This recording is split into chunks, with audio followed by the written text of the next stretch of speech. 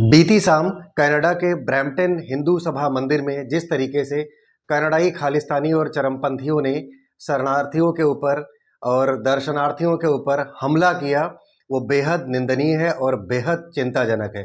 Canada से भारत के संबंध लगातार पिछले कुछ समय से खराब होते नजर आए हैं और अब यूं लग रहा है कि कनाडा उन खराब संबंधों को कभी सुधारना ही नहीं चाहता है। नमस्कार, आप देख रहे हैं द रियल टॉक शो और मेरा नाम है सचिन प्रभाकर। दोस्तों, बीती शाम कनाडा के ब्रैम्पटन के हिंदू सभा मंदिर में और उससे पहले लक्ष्मी नारायण मंदिर में जिस तरीके से हिंदू मंदिरों के अंदर कनाडा के खालिस्तानी और चरमपंथी संगठनों के लोगों ने, औरतों ने, बच्चों ने और जवानों ने मिल करके वहां पर गए श्रद्धालुओं के ऊपर लाठी डंडों से, झंडे लगे लाठी डंडों से हमला किया, मारना पीटना शुरू किया, वह बेहद निंदनीय है, बेहद चिंताजनक है। भारत के लिए ये एक बड़ी चुनौती है कि भारत की सरकार और भारत के लोग इस घटना को कैसे देखेंगे, कैसे निपटेंगे। इस बेहद शर्मनाक घटना के लिए कनाडा जिम्मेदार है और कनाडा के प्रधानमंत्री ने अब तक बड़ी मुश्किल से, बेहद दबाव के बीच, बेहद आलोचनाओं के बीच जब वो मजबूर हो गए तब उन्होंने इस घटना की निंदा की और बोला कि इस तरीके की घटनाएं भविष्य में बर्दाश्त नहीं की जाएंगी। हर कनाडाई नागरिक को स्वतंत्र रूप से व सुरक्षित रूप से अपने धर्म का और अपने विश्वास को पालन करने का पूरा अधिकार है। लेकिन जस्टिन ट्रूडो जो वहाँ के प्रधानमंत्री हैं, उन्होंने ये तब बोला जब वो मजबूर हो गए, अंतर्राष्ट्रीय मीडिया में उनकी आलोचना होने लगी, भारत देश के अंदर उनके खिलाफ एक गुस्से का माहौल हो गया, तब जाकर के उन्होंने आलोचना की उस घटना की, जो घटना बेहद निंदनीय थी और वो घटना भारत और कनाडा दोनों देशों के नागरिकों के ऊपर घटी थी। गौरतलब बात यह है कि कनाडा में 18 जून 2023 को निज्जर की हत्या के बाद कनाडा के लोग, कनाडा के खालिस्तानी संगठन लगातार भारत को इसका दोषी मान रहा है। और एक बात बताते चलें कि जो लोग मारने पीटने आए थे, जो लोग हिंदू श्रद्धालुओं को मार रहे थे, पीट रहे थे दौड़ा दौड़ा करके, कनाडा की पुलिस तमाशबीन बनी उस पूरी घटना को देख रही थी। कनाडा की पुलिस वहां पर एक तरफा रवैया अपना रही थी कि जो रिटेलिएशन हिंदुओं की तरफ से हो रहा था उसको तो वो रोक रहे थे, लेकिन जिस तरीके से उग्रवादी मार रहे थे किसी भी उग्रवादी को, वो लोग, कनाडा की पुलिस रोक नहीं रही थी। जो लोग मारने आए थे उनके हाथ में पोस्टर, बैनर थे, उस पर भारत के प्रधानमंत्री नरेंद्र मोदी, विदेश मंत्री एस जयशंकर और रक्षा मंत्री राजनाथ सिंह के पोस्टर छपे हुए थे और उस पर साफ साफ लिखा था वांटेड। माने भारत के ये जो तीनों लोगों के नाम हमने बताए हैं वो कनाडाई जो आक्रमणकारी थे उनके लिए वांटेड की श्रेणी में है। इस तरीके की गंदी घटना सरेआम कनाडा की पुलिस के बीच हो रही थी और कनाडा की पुलिस तमाशबीन बनकर मात्र देखती जा रही थी। फ्रीडम ऑफ स्पीच के नाम पर क्या सब कुछ जायज है? क्या सब कुछ जायज तो नहीं चलेगा। दुनिया में संगठन है, दुनिया में हर एक देश की अपनी प्रभुता है, दुनिया में हर एक देश का अपना एक संविधान है।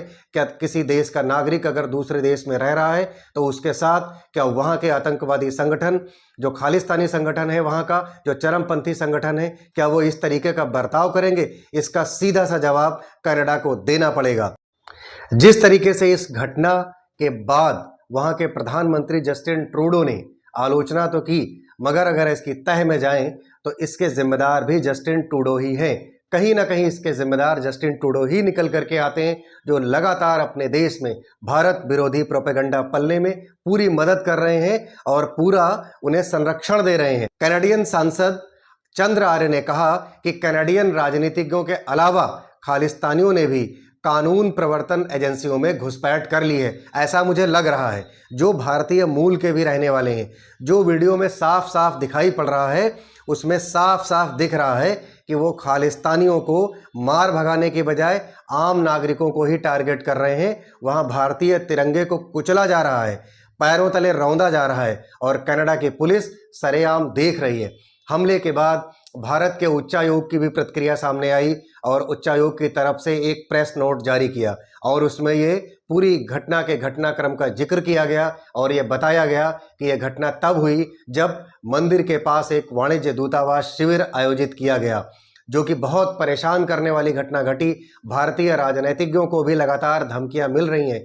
ये हमला तब हुआ जब स्थानीय सह आयोजकों की पूर्ण सहयोग से हमारे वाणिज्य दूतावास द्वारा आयोजित किए जा रहे नियमित काउंसलर कार्य के लिए इस तरीके के व्यवधानों को अनुमति देना बेहद निराशाजनक है।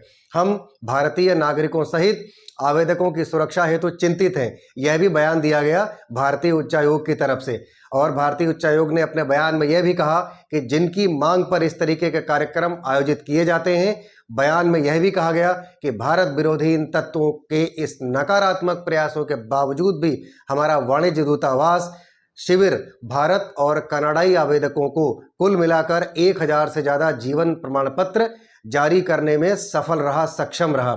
इस तरीके का प्रेस नोट भारतीय उच्चायोग की तरफ से कनाडा में बैठ करके जारी किया गया। गौरतलब है कि भारत और कनाडा के रिश्ते इस वक्त बेहद नाजुक दौर से गुजर रहे हैं। कनाडा ने अभी कुछ दिनों पूर्व, जिस पर मैंने फुल वीडियो भी किया है, उसमें ये हमने बताया है कि कनाडा ने किस तरीके से भारत के गृह मंत्री के ऊपर आरोप लगाया है कि कनाडा के अंदर जिस तरीके से घटनाएं घट रही हैं, खालिस्तानी आतंकवादियों को मारा गया है, उनके अंदर जो भी गृह कलह मची हुई है, उसका भी आरोप उन्होंने केंद्रीय गृह मंत्री अमित शाह के ऊपर लगाया है।